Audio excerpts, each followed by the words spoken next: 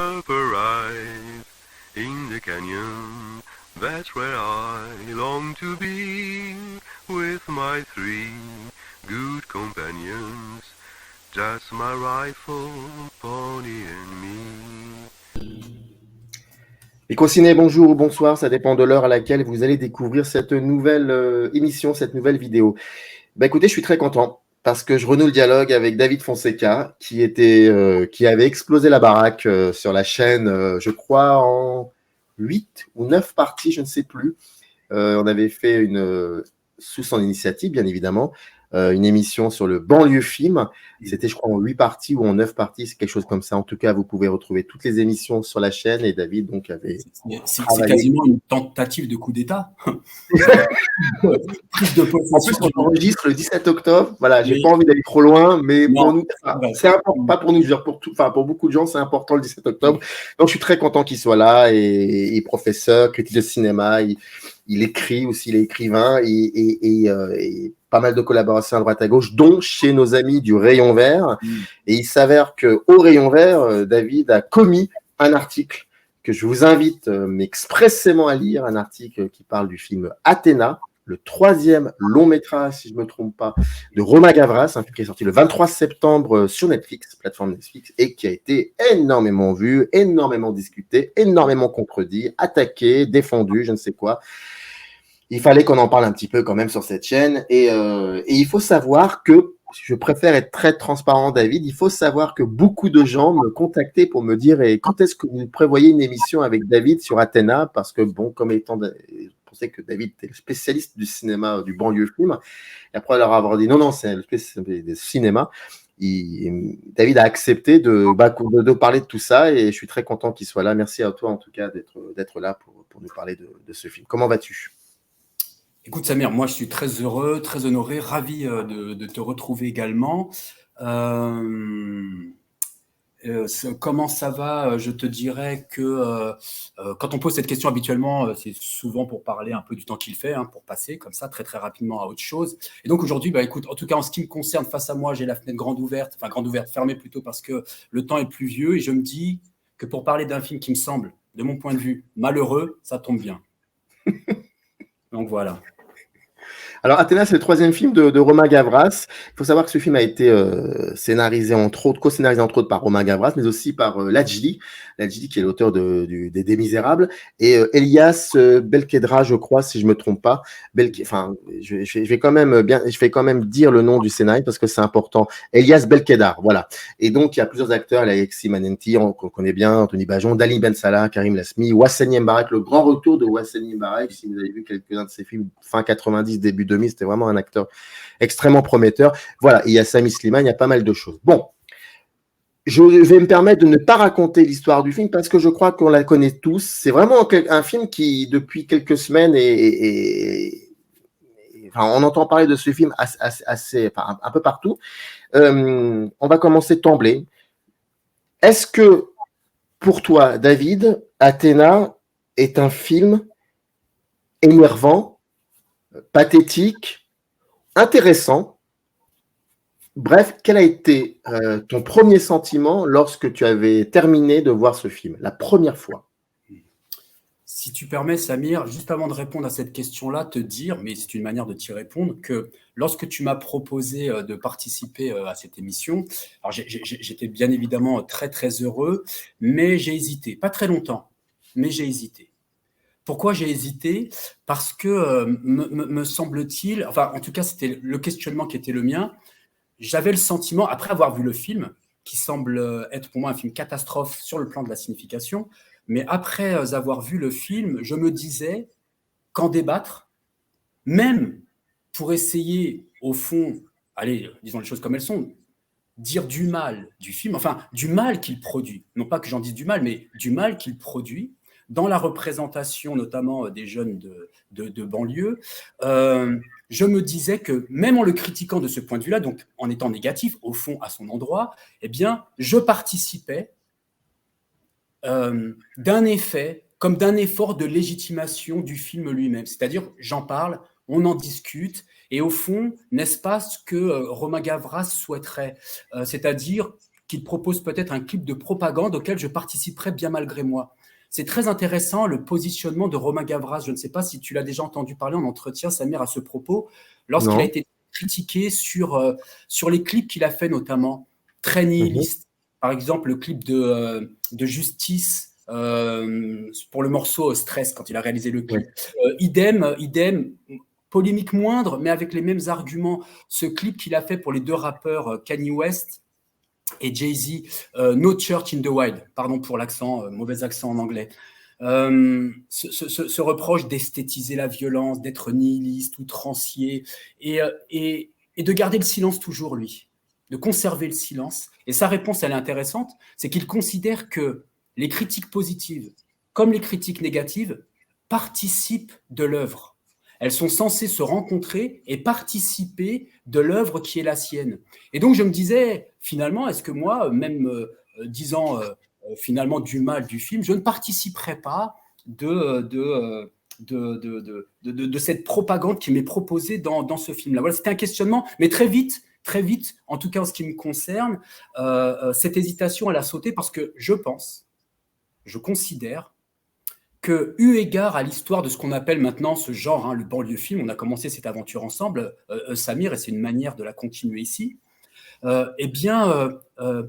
il se produit quelque chose de très important, me semble-t-il, dans le film qui est proposé par Romain Gavras, c'est-à-dire il y a un saut pas simplement quantitatif dans la représentation de la violence qui est fait, mais un saut qualitatif. On change de registre quant à la manière, quant à la façon dont cette violence, notamment des jeunes, va être montrée et qui me semble très problématique. Et c'est la raison pour laquelle j'ai accepté, mais très très rapidement, cette invitation, Samir.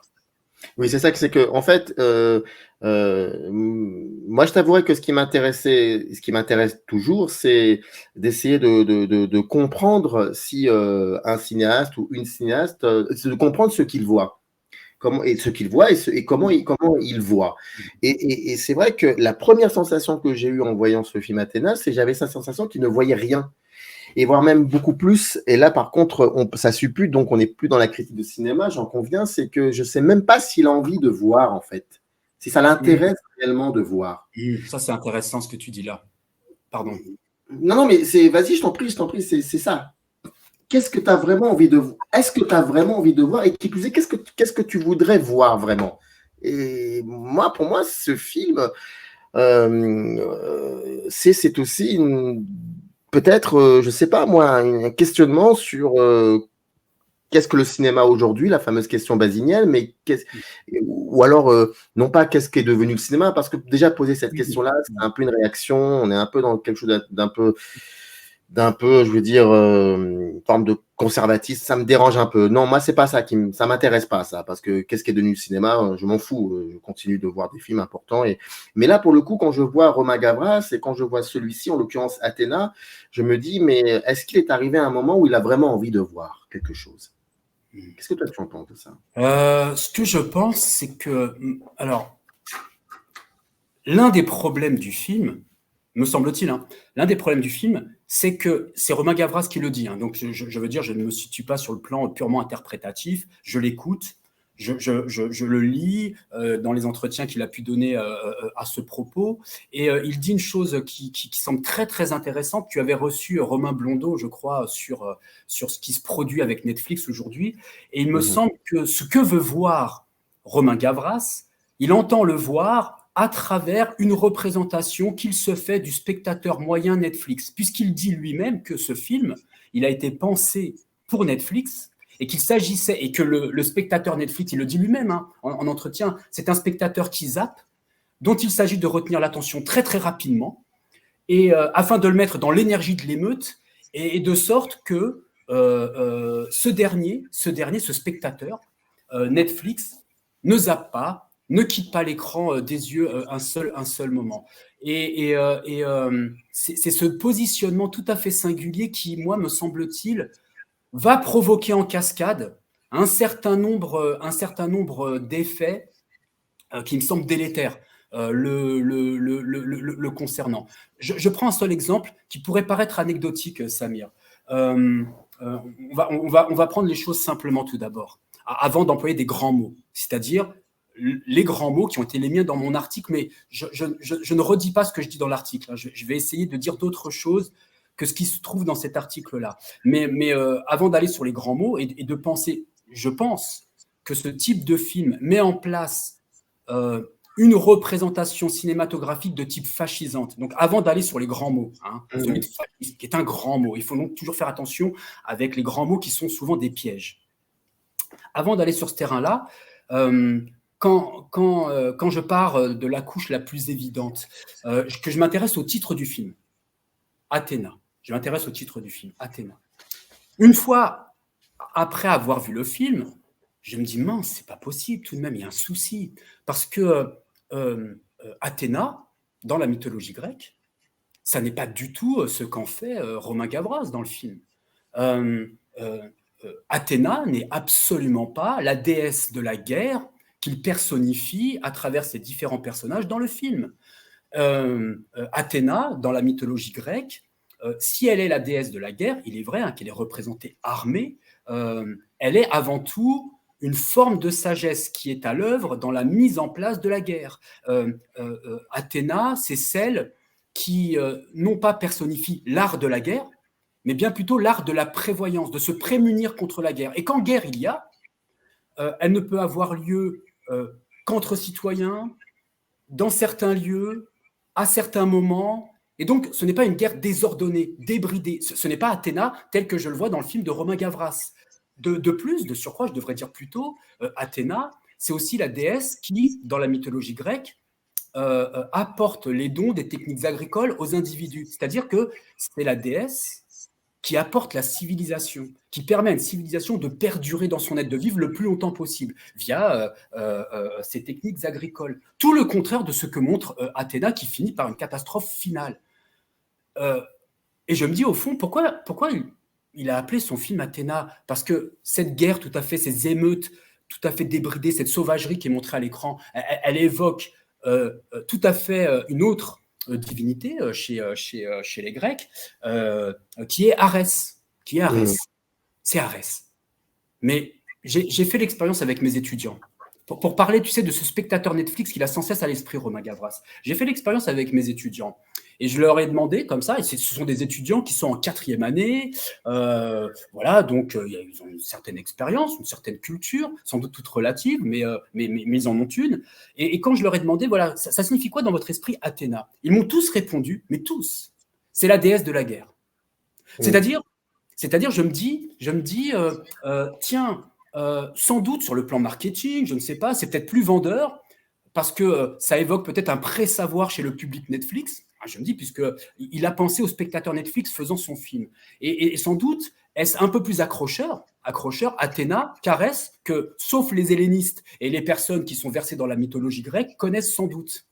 Alors, à la limite, tu me diras qu'il fasse cette méprise, à quoi bon? À quoi bon cette rupture introduite dans la représentation d'Athéna? Parce qu'il est vrai que dans toute la tradition littéraire et philosophique, Athéna elle est toujours représentée comme étant la personnification de la sagesse. Chez Platon, chez Apulée, au Moyen-Âge, chez Rabelais, c'est la sagesse incarnée. Même cinématographiquement, il y a une rupture introduite par Romain Gavras. Cinématographiquement parlant, quand Athéna elle est représentée, je pense à des films comme Le Choc des Titans, par exemple, dans les années 80. Dans Jason et les Argonautes, elle est remplacée par Héra, Athéna. Donc, elle n'existe pas. Je pense à Percy Jackson, le voleur de foudre aussi. Elle personnifie la sagesse. Tu as même ça avec quelque chose de beaucoup plus récent, en 2014, dans Les Chevaliers du Zodiaque. Tu as une personnification d'Athéna, mais comme étant un personnage sage, prévoyant, et pas du tout le personnage que je vois à l'écran. Donc, il y a une rupture qui est introduite par Romain Gavras. Alors, à la limite, peu importe de savoir si Romain Gavras a fait une représentation vraie ou fausse d'Athéna. Peu importe. Je veux dire, dans toute l'histoire des idées, tu peux prendre un dieu grec, un concept, une idée, et lui faire dire tout son contraire. Toute l'histoire des idées, elle est faite de contrefaçon. C'est Deleuze qui dit ça. Il dit toute l'histoire des idées, elle est faite d'auteurs qui font des enfants dans le dos à d'autres auteurs, qui leur font dire ce qu'ils n'ont pas voulu dire. la question n'étant pas de savoir si Romain Gavras il a dit quelque chose de vrai ou de faux sur Athéna, mais si c'est pertinent ce qu'il a dit. Quand il utilise cette figure d'Athéna et qu'il la personnifie de cette manière-là dans son film, est-ce que c'est pertinent? Ça produit quoi? À mon sens, cette utilisation, elle est, comme se termine le film par une catastrophe, elle est catastrophique au plan de la signification.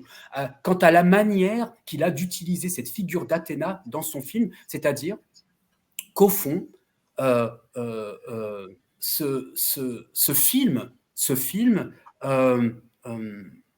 procède, oui, d'une esthétisation qui, sur deux plans, pour moi, Samir, en tout cas, c'est la lecture que j'ai du film lorsque je regarde, d'une esthétisation hautement problématique.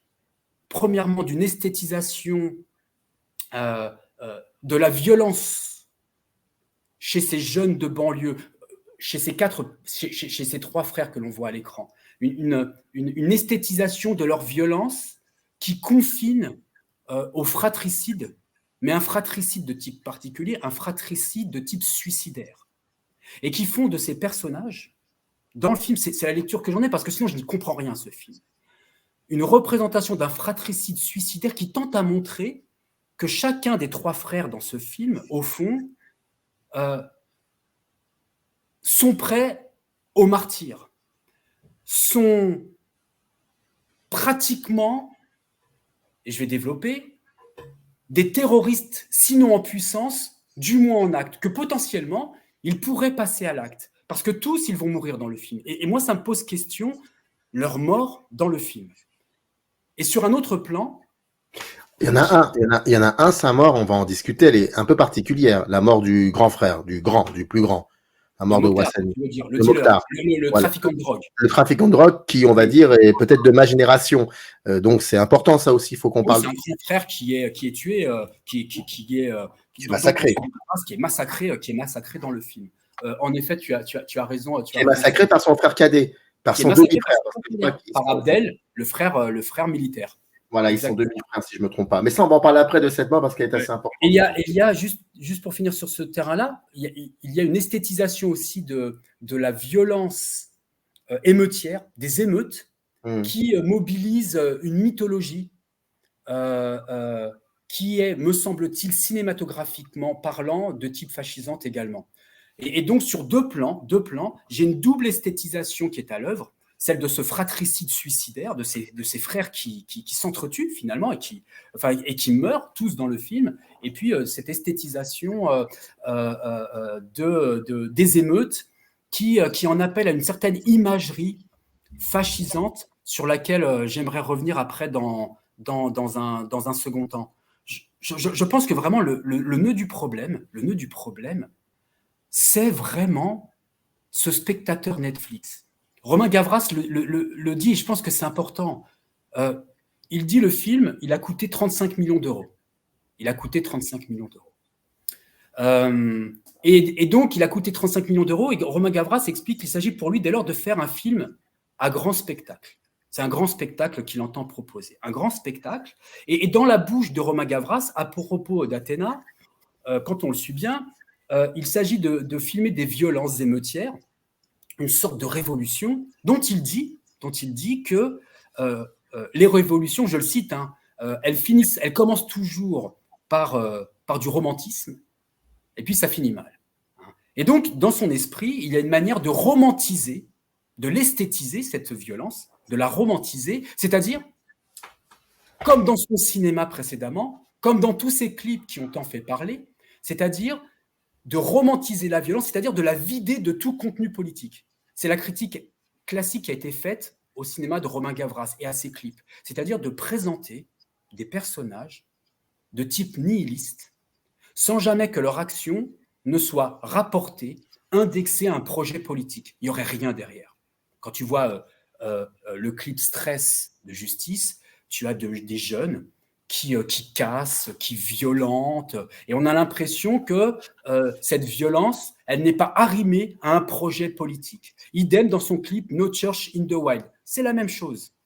Et le personnage liste qu'on va retrouver dans son premier film, Notre jour viendra, avec Vincent Cassel.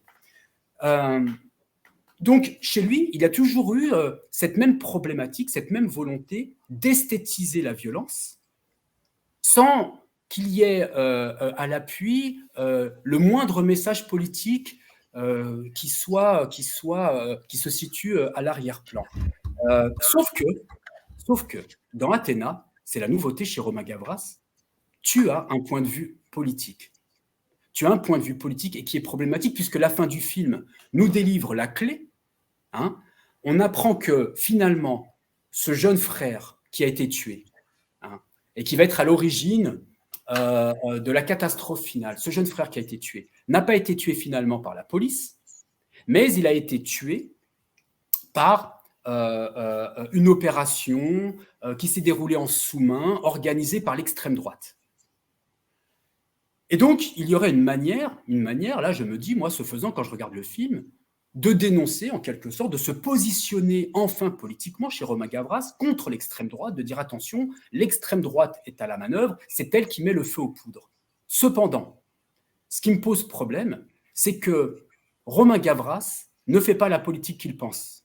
C'est-à-dire que Romain Gavras, en dénonçant le fascisme, en quelque sorte, en montrant combien l'extrême droite serait à la manœuvre, manigancerait tout en sous-main dans le film, eh bien, au fond, son film, sur le plan cinématographique, je dis bien, esthétique, son film, je ne dis pas que Romain Gavras est fasciste, c'est non, très mais il ne faut pas le dire, je pense qu'il n'y a pas besoin de le dire. Mais je préfère le préciser. Je dis que son film, dans sa composition, dans sa proposition, devient solidaire de présupposés fascistes. C'est-à-dire, à l'instant où il dénonce le fascisme, eh bien, il en accomplit le programme lui-même, une nouvelle fois encore, à travers cette esthétisation de ce fratricide suicidaire, tout comme à travers cette esthétisation des violences émeutières qui sont montrées dans le film. Mais ça, pardon, juste, mais parce que tu as dit 50 milliards de choses, il faut absolument que je rebondisse, sinon je vais tout oublier, des choses importantes. Rebondis, Samir, je t'en prie. Non, mais parce que j'ai oublié. Mais en gros, tu as bien raison de citer que c'est pas son premier film, Athéna, c'est son troisième. Bon, qui a fait Notre jour viendra, et puis Le Monde est à toi, je crois. Le Monde est à toi, si je me trompe pas. Le Monde est à toi. Voilà, avec Karim Leclou, entre autres, Adjani, etc., etc. Mais là où je veux en venir, c'est que je ne pense pas que cela soit personnellement, je ne pense pas que ça soit un problème que des personnages dans un film réagissent sans vraiment qu'il y ait autour d'eux ou avec eux ou je ne sais quoi. Pour reprendre ce que tu as dit, un projet politique. Moi, personnellement, ça ne me dérange pas. Ça me rappelle en plus un certain cinéma français des années 50 où il n'y avait que ça. Le fameux cinéma français avec Gabin, tout ça, où ils étaient des anarchistes. On les appelait les anarchistes. Les anarchistes, ils n'avaient pas forcément un programme politique. Mais ce qui rendait leur fameux rapport à la liberté discutable, c'était pas qu'ils se disaient anarchistes ou je ne sais quoi. C'est comment le metteur en scène les intégrait dans un projet de cinéma. Ça les rendait discutables parce que la manière qu'il avait de les voir, c'était toujours de voir des gens qui sont toujours contre d'autres personnes qui sont censées venir du nouveau monde. Quand je dis nouveau monde, c'est-à-dire les progrès, l'évolution de la société, etc. Ça peut être dérangeant peut-être.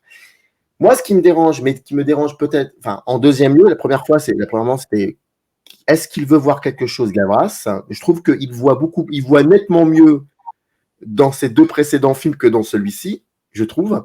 Et dans son troisième, donc dans Athéna, ce qui me gêne, mais par-dessus tout, c'est que tu as raison, oui, tu as raison, c'est vrai qu'il dénonce quelque chose. Bon, parfois, ça peut être un peu trop simpliste parce que ça voudrait dire que, en gros, il dit que les bavures policières, ça n'existe pas forcément, il y a toujours de l'extrême droite derrière. Enfin, c'est un peu bizarre, ça voudrait dire que toutes les bavures policières. Voilà, c'est un peu simpliste, c'est pas faux et c'est pas vrai en même temps. Ça voudrait dire que toutes les bavures policières sont orchestrées par l'extrême droite. C'est pas aussi simple que ça. Si tant est, c'est simple une bavure policière. Mais là, moi, ce qui me gêne, ce qui me fait mal, ce qui me rend aveugle même, c'est de voir un cinéaste qui dit, en gros, qui a, je pense, de par la manière qu'il a de vouloir dire les choses, une sensibilité peut-être un peu dans l'esprit ouvrier ou quoi que ce soit, mais la manière qu'il a de montrer, donc de filmer, c'est un esthétisme tellement brillant, tellement clinquant, que ça déréalise complètement ce qu'il a envie de pointer du doigt. En fait, tu vois, c'est ça, c'est qu'il attaque quelque chose avec l'arme des gens qui l'attaquent réellement. Et donc, ça donne quelque chose de complètement bigarré. Et donc, c'est pour ça que ça me pose la question, mais est-ce que tu veux vraiment voir des personnages? Est-ce que tu veux vraiment voir dans quel monde? Voilà. C'est pas un cinéma de personnages, c'est un cinéma de décor. Ça, c'est très important. Exactement. C'est un cinéma du décor clinquant. Oui. Mais la question, c'est pas, je pense pas que Gavras, je pense pas, quand je vois le film, je reste sur le film, quand je vois le film, à aucun moment Gavras se dit comment je vais mettre en scène ce que mes personnages disent ou ce que mes personnages vivent. Jamais. C'est plutôt comment je vais rendre comment je vais faire le meilleur plan de cinéma. Et finalement, c'est plus un plan, c'est une image. Comment je vais créer la plus belle image? J'y reviendrai parce que tout ton questionnement participe justement pour moi de ce geste fascisant à l'œuvre. C'est ça, oui, c'est ça fascisant pour moi. Fascisant. C'est ça, quand il esthétise la représentation qu'il se fait de la banlieue et de la violence qui serait à l'œuvre chez certains individus. Tu sais, en fait, pour dire les choses très, très clairement, je te disais, j'ai le sentiment que cette fascisation, cinématographiquement, elle se situe sur deux plans. Premier plan, c'est cette manière, parce que sinon, vraiment, Samir, pour ma part, je ne peux pas comprendre sur le plan même scénaristique le film, sinon. Si je n'arrive pas à comprendre comment et pourquoi tous ces frères meurent les uns après les autres. Sinon, je ne peux pas comprendre, en tout cas autrement qu'à travers l'analyse que je vais essayer de livrer ici. Il faut que tu me dises pourquoi ça te gêne aussi. Pourquoi ça te gêne que le réalisateur, que les scénaristes et le réalisateur aient décidé de tous les tuer. Pourquoi ça te gêne? Bien sûr. Il y a une esthétisation, une manière de montrer combien serait à l'œuvre chez ces jeunes, je te le disais, une logique qui serait celle du fratricide de type suicidaire. Et pour le dire vraiment, pour mettre les pieds dans le plat, que cette représentation, cinématographiquement, de la manière dont le film est construit, de la manière dont il va se terminer, en faisant appel à un fichier S, ce personnage curieux, Sébastien, joué par Alexis Manenti, qui revient des Misérables dans le film de Romain Gavras, il y a une manière d'essentialiser la violence en banlieue à travers les personnages du film qui, me semble-t-il, opère ce saut qualitatif, c'est-à-dire que véritablement, on a le sentiment que tous ces personnages dans le film sont travaillés en permanence par une tension, qu'ils sont en lutte interne, et qu'il y aurait en eux une pulsion meurtrière qui pourrait les pousser au suicide, mais au suicide de type terroriste, c'est-à-dire à l'opération Martyr. J'explique. Quand débute le film, enfin, on a chacun nos boussoles, je veux dire critiques. L'une de mes boussoles critiques, pour ma part, c'est de m'intéresser aux premières minutes d'un film, c'est-à-dire aux premières minutes gestatrices d'un film, dont je pense très souvent, quand on a affaire à un cinéaste qui a un peu réfléchi son film, et ça arrive quand même, dont je pense qu'elles sont souvent programmatiques. Elles annoncent la suite du film. Tout est là, pratiquement, et le reste du film ne sera qu'une manière de déplier ce qui serait à l'œuvre dans les premières minutes introductives. Et quand je regarde le film, que m'apprennent les premières minutes du film? D'abord, j'apprends que parmi cette fratrie, sont 4 frères, c'est le plus jeune qui va mourir. C'est le plus jeune qui est mort. C'est pas n'importe lequel des frères, c'est le plus jeune. Ça m'envoie quel signal en tant que spectateur? Ça me dit des choses très, très intéressantes qui vont se confirmer dans la suite pour moi, mais j'ai des intuitions au départ, et puis je vais voir après si ça se révèle ou non. Première information, c'est le plus jeune des frères, c'est-à-dire que c'est en quelque sorte la personnification d'une forme d'avenir qui serait empêchée. À travers la mort de ce jeune frère, c'est la jeunesse sacrifiée. C'est l'avenir qui se ferme d'emblée.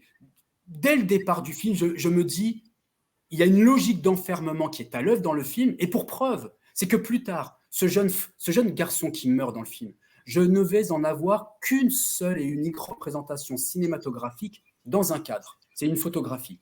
Ce jeune garçon, c'est-à-dire, je ne vais pas le voir cinématographiquement dans le souvenir de ses autres frères, comme dans celui de sa mère ou de sa sœur dans le film. Il ne s'agit pas d'un souvenir vivace, c'est-à-dire qu'il n'est pas encore vivant chez eux. Il est encadré, c'est-à-dire c'est une image figée, une image morte. Et donc je me dis que là, l'avenir, il est empêché, et que donc forcément, ça va mal finir, ça va mal tourner, et effectivement, ça se terminera par une catastrophe.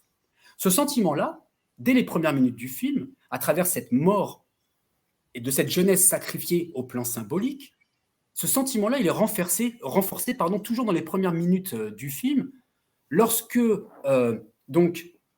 Abdel, l'un des autres frères, le troisième des frères, je crois, oui, Abdel le militaire, vient prendre la parole publiquement devant un parterre de journalistes, en plein jour, devant le commissariat où sans doute se trouve prétendument le policier qui aurait tué le jeune frère de la famille. Ça semble quand même déjà un peu fou d'organiser une prise de parole publique dans le commissariat où se trouverait le policier. Mais pourquoi pas? Pourquoi pas? C'est une fiction, donc pourquoi pas? Et donc Abdel de prendre la parole avec une présence policière, une présence judiciaire incarnée par l'avocat de la famille, est présent l'autre frère de la famille, le deuxième, c'est Karim. En fait, Abdel est cadet et Karim, je crois c'est le Benjamin. C'est le Benjamin. Karim, le Benjamin, qui, pour le faire très très vite, on se comprendra mieux, on va l'appeler le frère vengeur. Celui qui a décidé de venger la mort de son petit frère. Et là, je me dis, c'est tout à fait fou quand même sur le plan scénaristique. J'ai un individu qui, face à son autre frère, qui est en train de lancer un appel au calme, va, en plein jour, visage découvert, lancer un cocktail Molotov. C'est-à-dire, à ce moment-là, je me dis, enfin, ce personnage, il est fou. Il est fou dans son principe. C'est-à-dire, il y a 100 manières de le reconnaître et de l'identifier. Et là, d'emblée, un autre soupçon me vient à l'esprit et je me dis, ça ne va pas être un film prétendument sur la violence et les émeutes entre la police et les jeunes, ça va être un film sur la violence autodestructrice de ce jeune comme de ses frères, cette violence étant élevée au carré dans le film de Romain Gavras, c'est-à-dire qu'elle va les conduire dans une logique de type suicidaire. La preuve que ces frères s'entretuent entre eux. Et au fond, qui est une manière de dire, le fait qu'ils s'entretuent entre eux, c'est une manière de dire, au fond, qu'ils sont responsables de ce qui leur arrive. Les autres, j'en parlerai plus tard, dédouanez-vous. Ce n'est pas la faute de la justice qui essaie de faire son travail dans le film, ce n'est pas la faute des journalistes qui, dans le film, disent la vérité, ce n'est pas la police qui a tué le jeune frère, c'est l'extrême droite, et ce n'est surtout pas la police qui est responsable du meurtre, puisqu'elle est dédouanée dans le film à travers ce personnage bien singulier, ce fameux CRS qui va être kidnappé, et dont il faut dire absolument quelques mots aussi.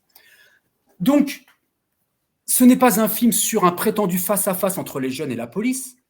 J'ai un soupçon qui me vient tout de suite à l'esprit, je me dis, c'est plutôt un film qui va consister en un face-à-face, mais en un face-à-face de type singulier, un face-à-face intime. Le face-à-face, il a lieu dans la tête des personnages du film. Ils sont le lieu d'une tension comme le lieu de sa résolution. Et le lieu de sa résolution, c'est de se faire exploser tous en fin de film. J'y reviendrai. D'ailleurs, comment il montre ça formellement sur le plan de la mise en scène, Romain Gavras?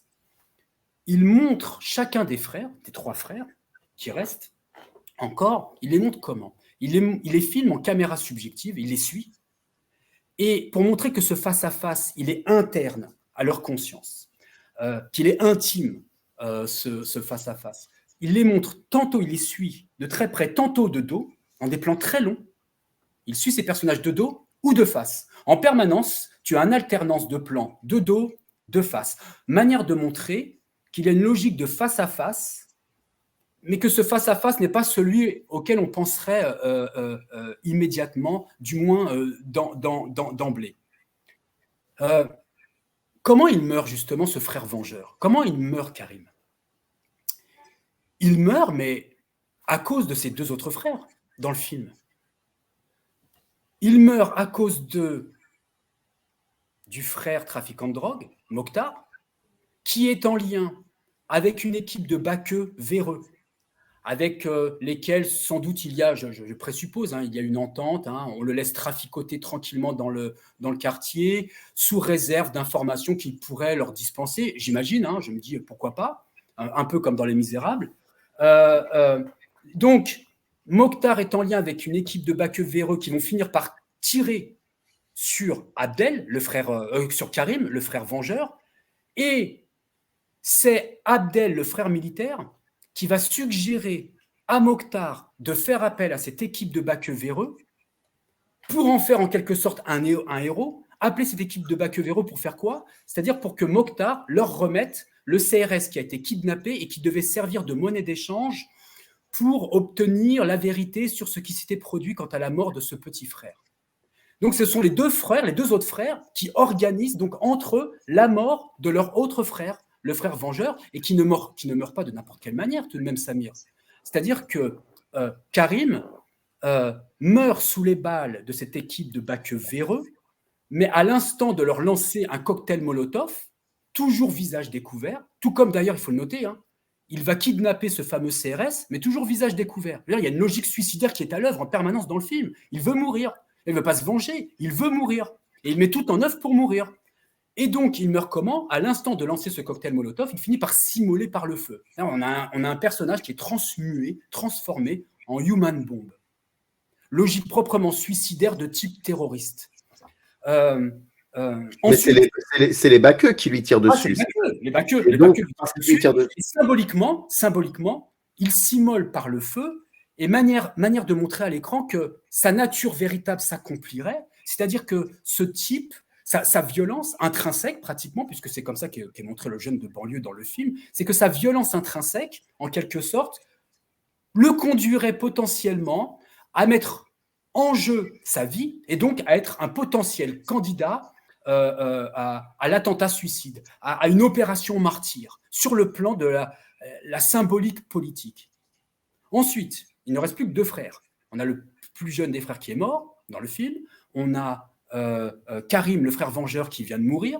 Et puis là, c'est le moment où Abdel, parce qu'il n'en peut plus de Mokhtar, de ce frère trafiquant de drogue, qui est sans doute une honte à la famille, qui était censé représenter l'aîné, qui avait un droit d'aînesse et de regard sur les autres, et qui aurait dû les éduquer, et qui justement ne les aurait pas éduqués. Et là, j'ai le sentiment qu'on est un peu dans le discours, alors peut-être un peu facile, mais sur la faillite des familles comme des grands frères, qui est montré à l'écran. Et donc ici, même logique d'entre-soi, où les individus finissent par s'entretuer entre eux, où ces frères finissent par s'entretuer dans une logique de fratricide suicidaire, c'est que c'est Abdel, le militaire, qui finit par utiliser ses poings comme des explosifs, c'est-à-dire il explose littéralement la tête de son frère. Là, il le tue à coups de poing, mais comme si ses poings étaient des explosifs, et il finit par le tuer.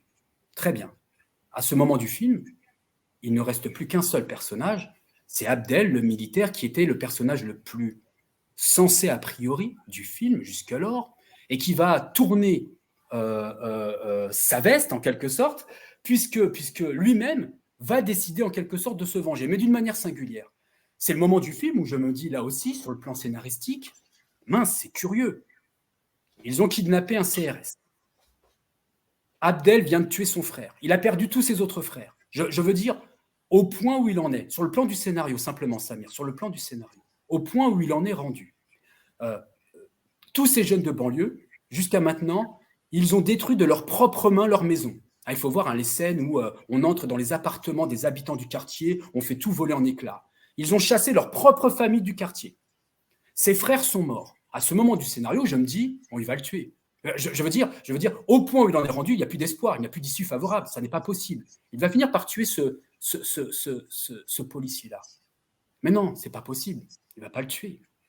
Parce qu'en fait, le vrai héros du film, c'est ce policier blanc, c'est ce CRS qui a été montré dès le départ en contrepoint de tous les autres sauvages de la banlieue, de tous ces autres barbares au mauvais sens du terme, au sens où on n'entend pas Louisa Yousfi quand elle a écrit son ouvrage sur les barbares. Ce CRS blanc qui est montré comme qui est infantilisé, qui est montré comme une sorte de brebis égarée, qui est le personnage vraiment humain du film, d'emblée. Il a peur, il pleure, il a une histoire, il a un background, lui. C'est-à-dire que dans le film, il faut bien apercevoir que lui, il a des filles qui l'attendent à la maison. Hein. Avant d'entrer dans le quartier, il est montré avec les ongles vernis. Ses filles lui ont verni les ongles. Et il assume la féminité qui est en lui, contrairement aux barbares de la cité, qui, eux, évidemment, c'est un cliché de plus, ont un mépris profond pour la féminité. Et il faut voir comment, dans le film, les femmes sont montrées. Il y a cette séquence dont on avait déjà parlé, Samir, mais quand ce fameux fichier S, Sébastien, joué par Alexis Manenti, s'adresse à une jeune femme qui pourtant participe des émeutes et qui lui dit « amène-moi un tropico », je veux dire, alors là, c'est paradigmatique de la représentation du cliché de la jeune femme en banlieue. Mais ce n'est pas qu'elle, c'est-à-dire que la mère dans le film, elle n'est pas écoutée. La sœur, quand elle discute avec Abdel et que la sœur lui dit combien l'inaction de son frère, Abdel, le militaire, qui entend procéder par un appel à la raison, est loin de toute forme de réalité. Comment il répond, Abdel, qui est pourtant le personnage mesuré? Mais là, c'est sa sœur. Il était mesuré jusqu'alors. Il n'a pas encore pété les plombs. Hein. Il est encore mesuré à ce moment du film. Mais comment il s'adresse à sa sœur? Il la prend vertement, il la saisit et il lui dit « ta gueule, ferme-la, écrase-toi. En quelque sorte, tu es une femme qui connaît rien. » Donc, ce personnage du CRS, lui, il assume sa féminité. C'est un être humain quand tous les autres sauvages sont purement et simplement des barbares. Donc lui, il ne peut pas mourir. Il ne peut pas mourir. Et d'ailleurs, il va survivre. Et donc, finalement, Abdel, dans le scénario, je me dis, plutôt que de le tuer, il lui reste quoi comme voie de secours? Se tuer lui-même. Ou plutôt, faire appel. Et c'est le moment du film, me semble-t-il, où il faut tout mettre en lien. Dans cette logique de fratricide de type suicidaire. Il va mettre en scène sa mort, mais pas de n'importe quelle manière.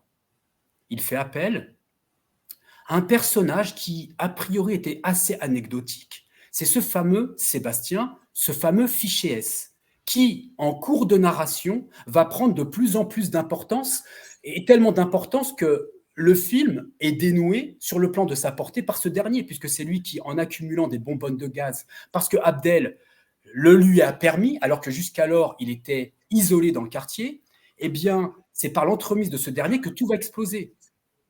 Alors, il faut déjà dire que, tout comme dans Les Misérables, ce personnage du fichier S qui revient de Syrie, qui est, alors je me dis, dans sa représentation vestimentaire, sans doute, un salafiste de type djihadiste, c'est-à-dire un salafisme qui en appelle à l'acte révolutionnaire, mais par l'attentat terroriste.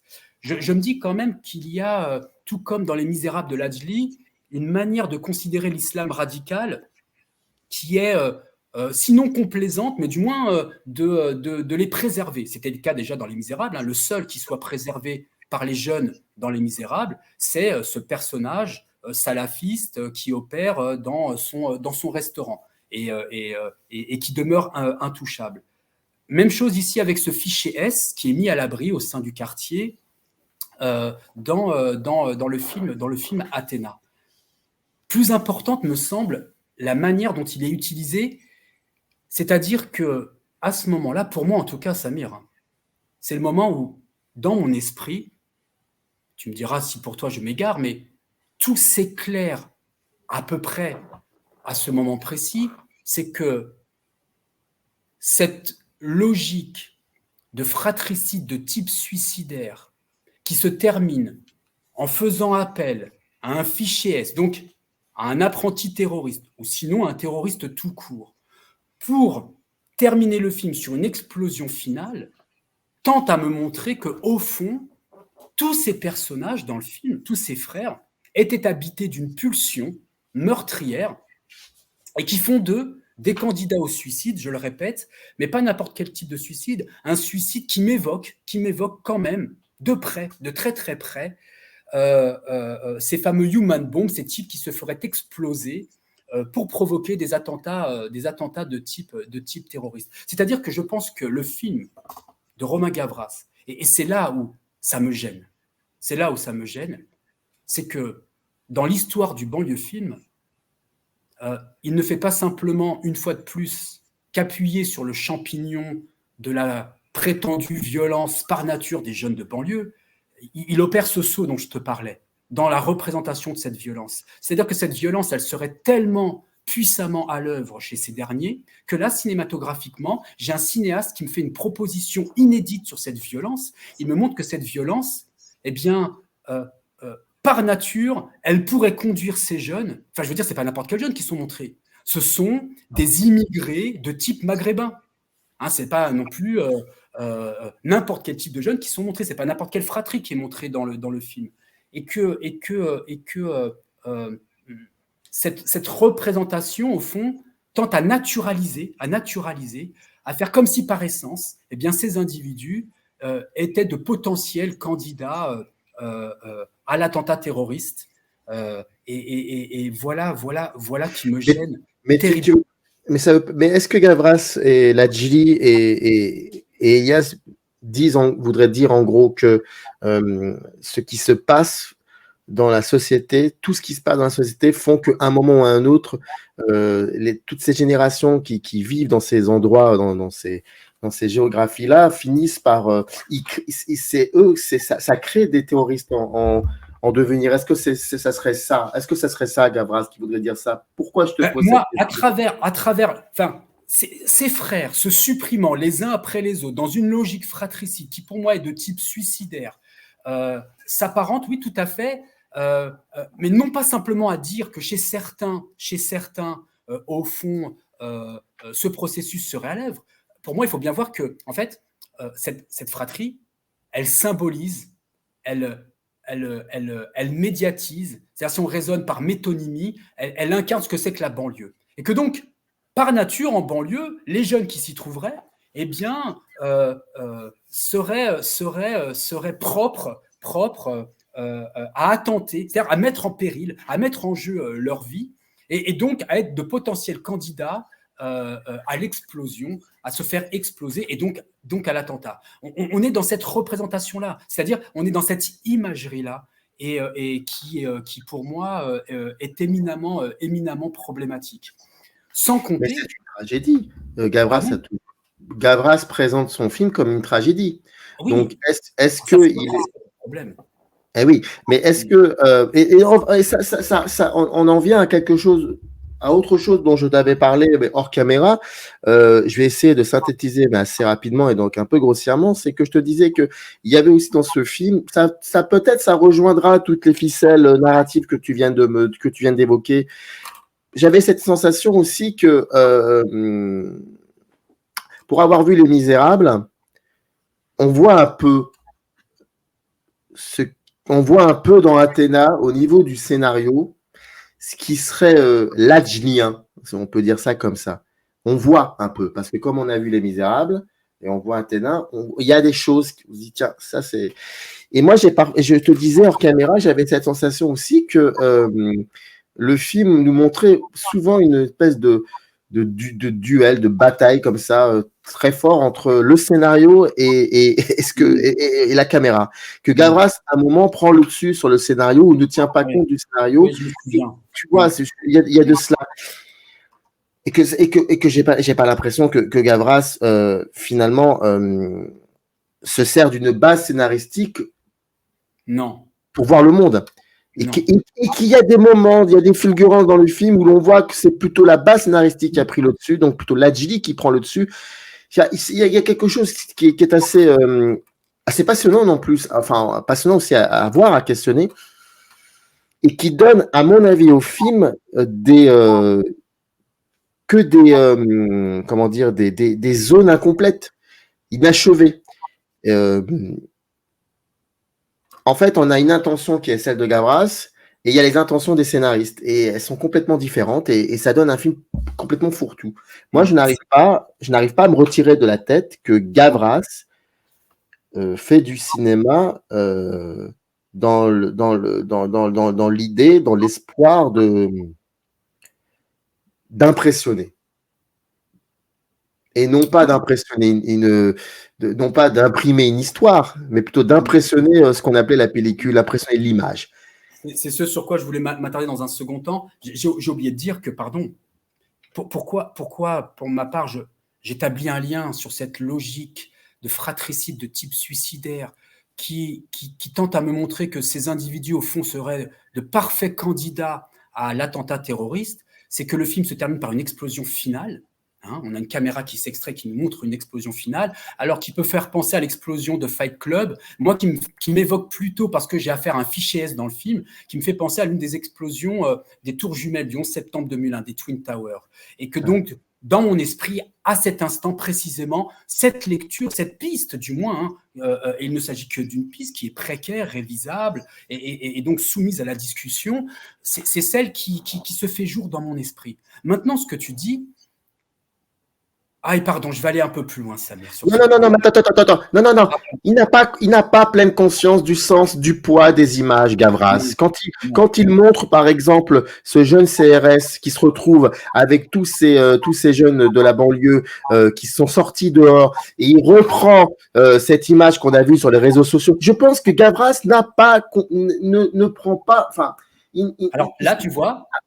Mais à aucun moment, parce que je sens qu'il veut réutiliser. Il veut reconstruire. Décembre 2018 à Mantes-la-Jolie, l'arrestation de ces jeunes menottés les mains dans le dos. Il veut retrouver des choses du réel, mais je crois qu'il n'a pas su maîtriser en amont le réel pour pouvoir ensuite faire de la fiction. Il n'a pas conscience de ce que l'image peut donner comme sens. L'immeuble à la fin du film, avec cette explosion en plein milieu du bâtiment, toi, ça... Oui. Que faire avec des images qui viennent du réel pour en faire de la fiction? Comment faire ça? Comment les intégrer dans un processus créatif? Je pense pas qu'il ait conscience de ça. Et c'est pour ça que ça énerve plus que ça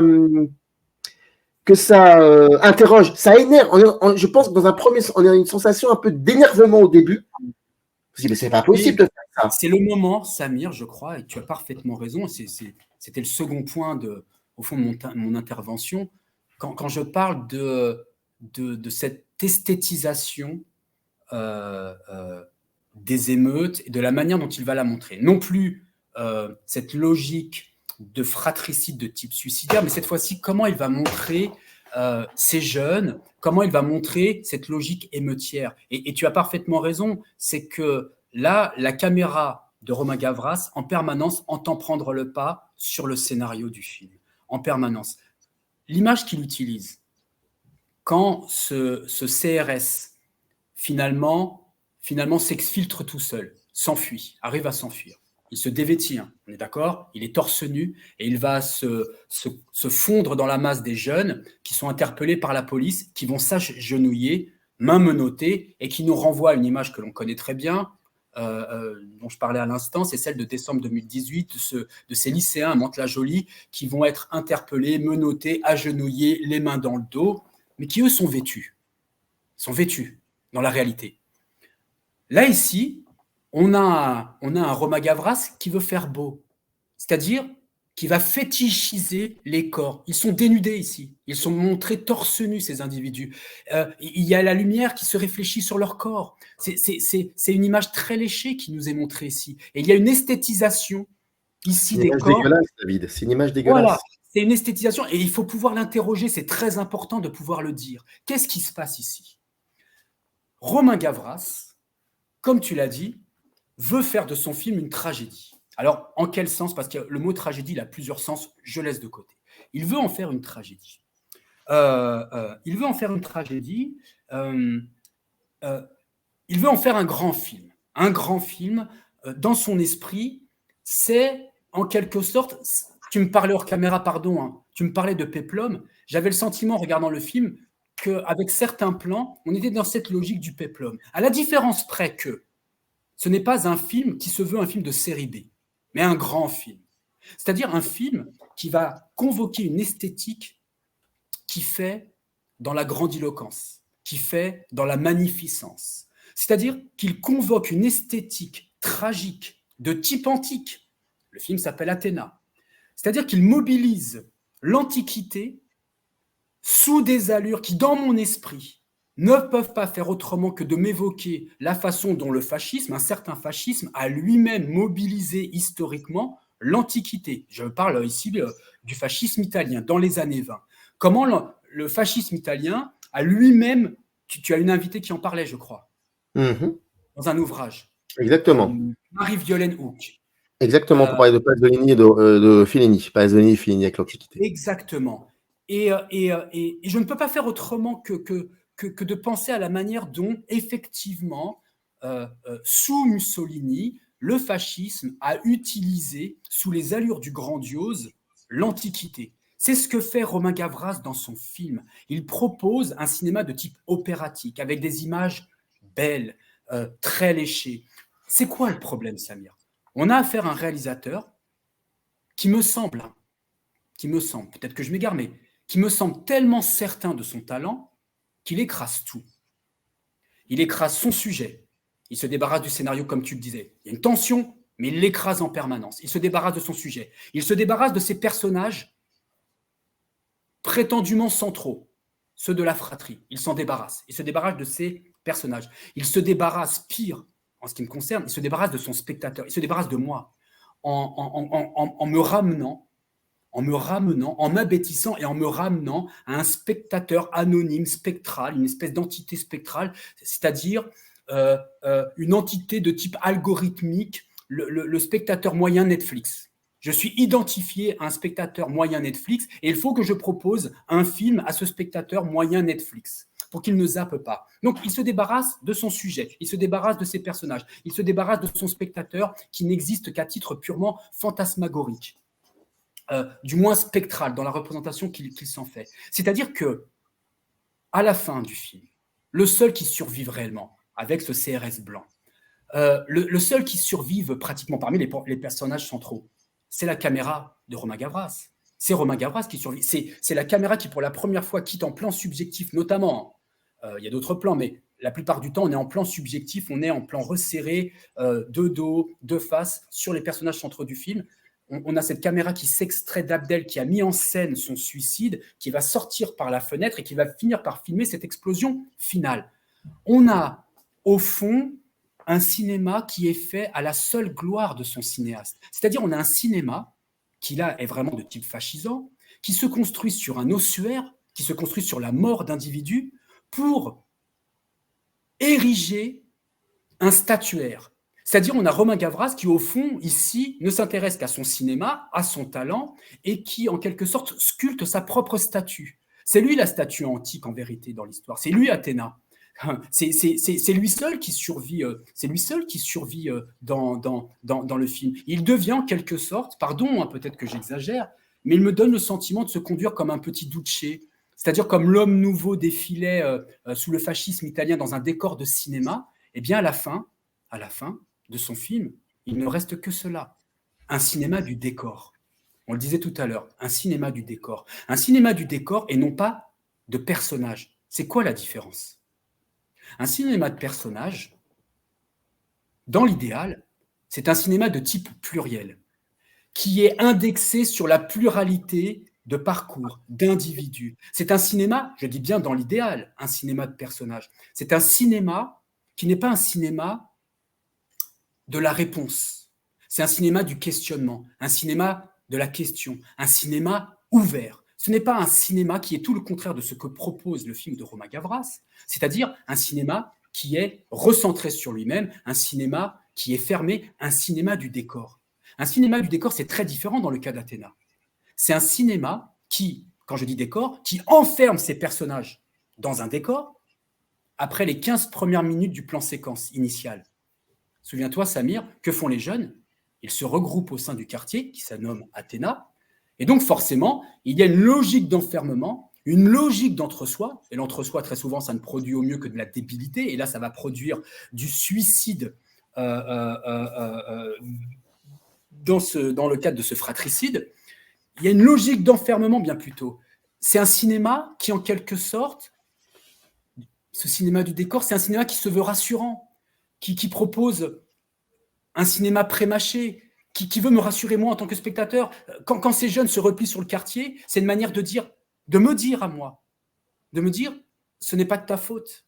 Tout ce qui se produit là n'est pas de ta faute. C'est de leur propre responsabilité. Et d'ailleurs, c'est tant mieux, ils vont s'entretuer entre eux, ils vont régler leurs problèmes entre eux. Et donc, ni la justice, ni la police, dans le film, hein, ni les journalistes ne sont responsables de quoi que ce soit. Ils sont entre eux. Et ils sont tellement entre eux qu'ils vont s'entretuer. Et ça me rassure. Je suis dans un cinéma du décor qui me propose une pensée unique. Je suis dans un cinéma qui me propose une réponse. Une réponse. Qui me propose une réponse. Il n'y a plus de questionnement, Samir. Et donc ça, pour moi, c'est très important parce que d'un seul coup, je me dis, quand j'écoute les critiques qui ont été faites à l'égard du film, je me dis, si je devais résumer à grands traits, pour ceux qui critiquent le film, ils disent la plupart du temps, ils disent, c'est un cinéma qui est beau, mais vide. Sur le plan de sa portée, il ne me semble pas vide, ce film. Je vais m'intéresser au terme beau. C'est là où, pour moi, il y a une esthétisation de type fascisante qui est mise à l'œuvre dans ce film. Beau. Tu utilisais tout à l'heure cette expression-là, donc Samir, je vais me permettre de la réemprunter, de te l'emprunter, quand tu disais que certains disent sur le plan de la technique, parce que Romain Gavras ne cesse pas d'insister dans tous ses entretiens sur la technique.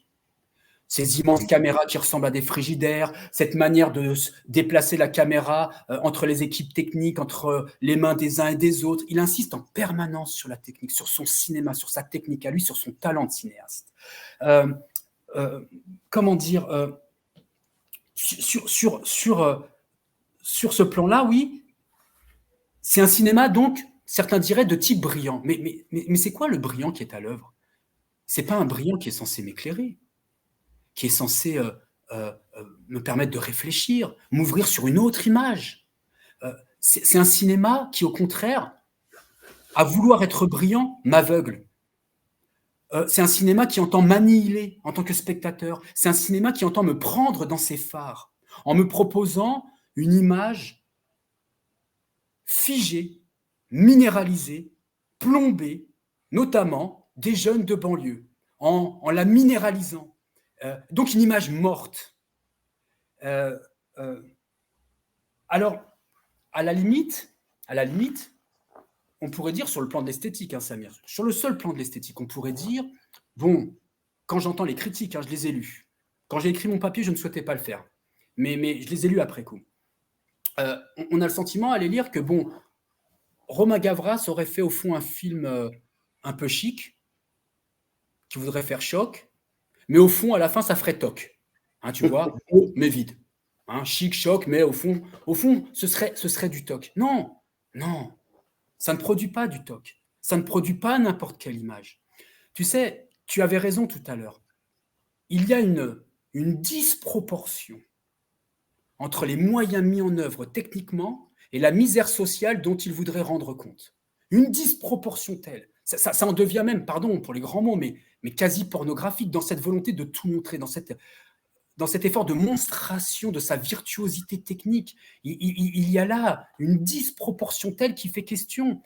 J'ai le sentiment que le cinéma de Romain Gavras, du moins dans Athéna, s'apparente, tu sais, à ce cinéma hollywoodien qui, je pense ici à un vieux film, ça me revient à l'esprit, pourquoi pas, Blood Diamond d'Edward Zwick, d'un cinéma hollywoodien qui a pris l'Afrique comme terrain de jeu. J'ai l'impression que la banlieue, en fait, pour Romain Gavras, dans ses clips, dans son film Athéna, c'est son terrain de jeu. Mais c'est un terrain de jeu bien particulier. Il est le seul joueur à demeurer en place.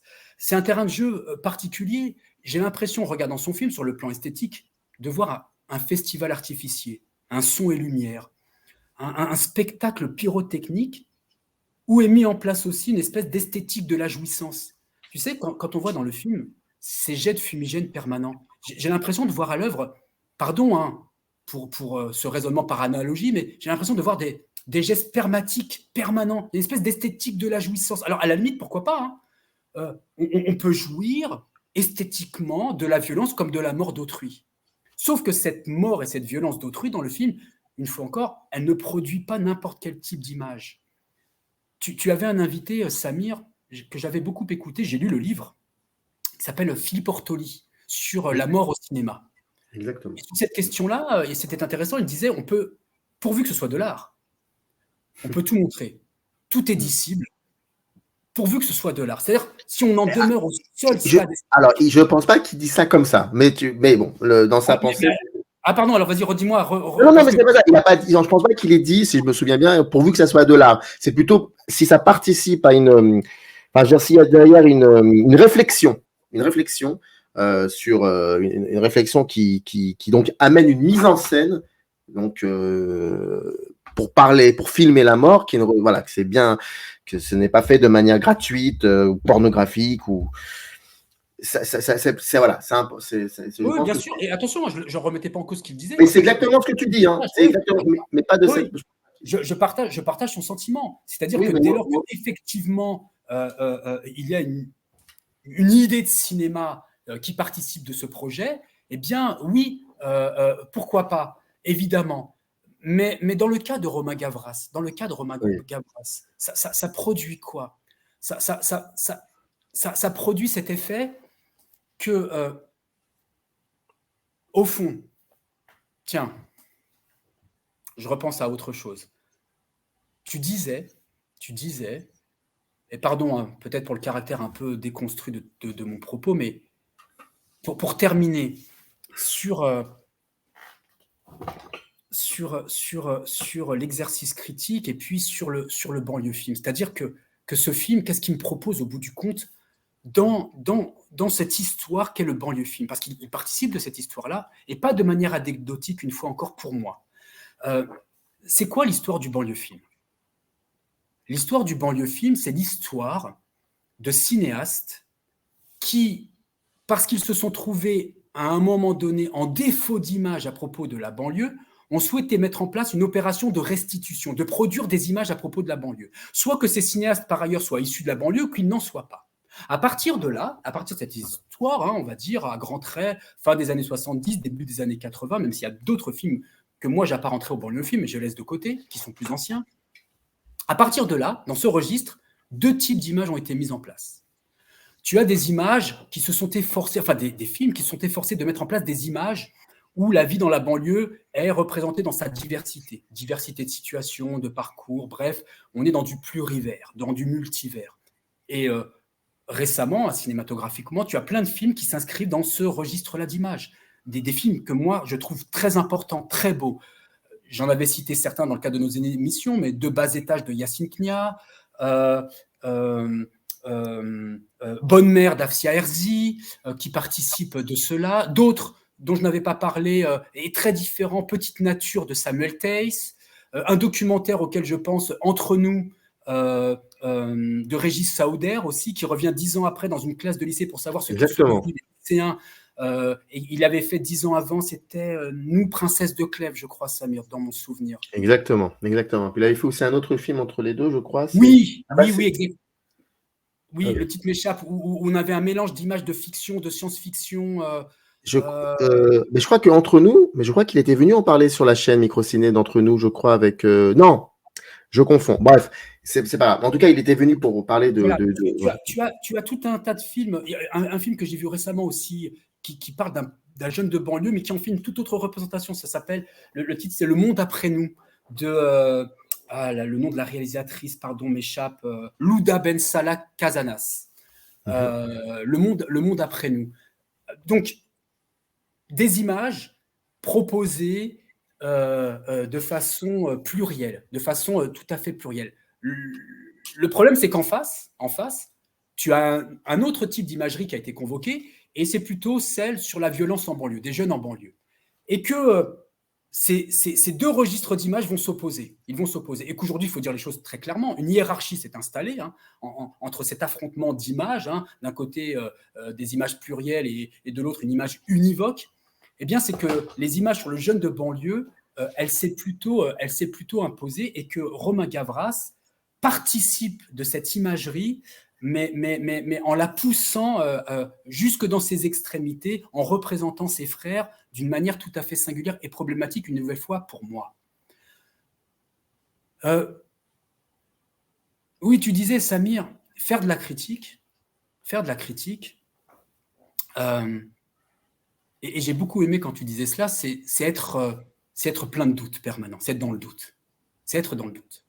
Et ce qui est beau au cinéma, c'est, je crois dans mon souvenir, hein, c'est ce que tu disais, tu me diras si je me trompe, mais que ce qui est beau au cinéma, c'est que les films ne viennent pas interrompre ce doute, mais bien plutôt le perpétuent, le continuent ce doute, qu'ils l'entretiennent, qu'ils ne m'offrent pas de réponse, surtout pas de réponse, mais qu'au fond, que les véritables questions ne s'épuisent jamais dans les réponses, que les questions appellent d'autres questions, un déplacement de la question, et comme cela infiniment, comme cette fameuse troisième image chez Godard. Bien, le problème, c'est que chez Romain Gavras, il n'y a pas de doute, il n'a que des certitudes sur le plan de son cinéma. Et donc, comment le dire? Tiens, pour reprendre le titre de son deuxième film, chez Romain Gavras, si le monde est à toi, comme il le dit, hein, le monde est à toi, eh bien c'est un monde au sein duquel je ne me trouve pas. C'est un monde qui s'est débarrassé de moi. C'est-à-dire, et ça me semble très important, c'est un monde, un cinéma qui ne me regarde pas. Et voilà en quoi son cinéma me gêne très fortement, Samir. On pourrait continuer, on pourrait développer, et ça, je pense que c'est au bout de... Moi, me concernant, c'était la deuxième fois que je le voyais. Je sais pas, toi, tu l'as dû le voir 2 fois aussi? Je l'ai vu 3 fois, Samir. Tu l'as vu 3 fois. Donc, il y a encore plein de choses qui pourraient arriver au bout de plusieurs visionnages. Mais ce qui est intéressant et ce qui, à mon avis, j'essaye de faire avec cette chaîne, c'est qu'il y ait des choses qui sortent d'un dialogue. Et il vient d'avoir là un dialogue, on va dire un petit dialogue, parce que c'est surtout, je questionnais David et j'avais très envie d'en parler avec lui, de savoir un peu ce qu'il en était. Il y a des pistes qui ont été proposées et c'était l'idée. Voilà. Je suis très content en tout cas que nous ayons fait cette émission. Et puis, il faut que tu reviennes, mais pour parler d'autre chose que du banlieue film, parce que les étiquettes, c'est facile. Hein. Et ça, je les refuse. Donc, tu reviens et on parlera d'autre chose que des banlieues films. On va faire ça comme ça. Merci David. Merci beaucoup. de ton invitation et au plaisir d'échanger à nouveau, Samir. Avec plaisir. Et je rappelle, dans le descriptif de la vidéo, il y a le lien qui renvoie au texte que David Fonseca a écrit pour le Rayon Vert sur le film Athéna. Je vous invite à y aller, à lire. Et en plus de cela, en fin de texte, en bas de page, vous avez aussi un lien qui renvoie aux autres textes que David a écrit pour ce site important, cette revue de cinéma importante qui s'appelle le Rayon Vert. Et merci aux fondateurs du Rayon Vert, ils se reconnaîtront. Je les salue. Merci David. À très vite. Je les salue également. À bientôt. Générique. In the canyon, that's where I long to be, with my 3 good companions.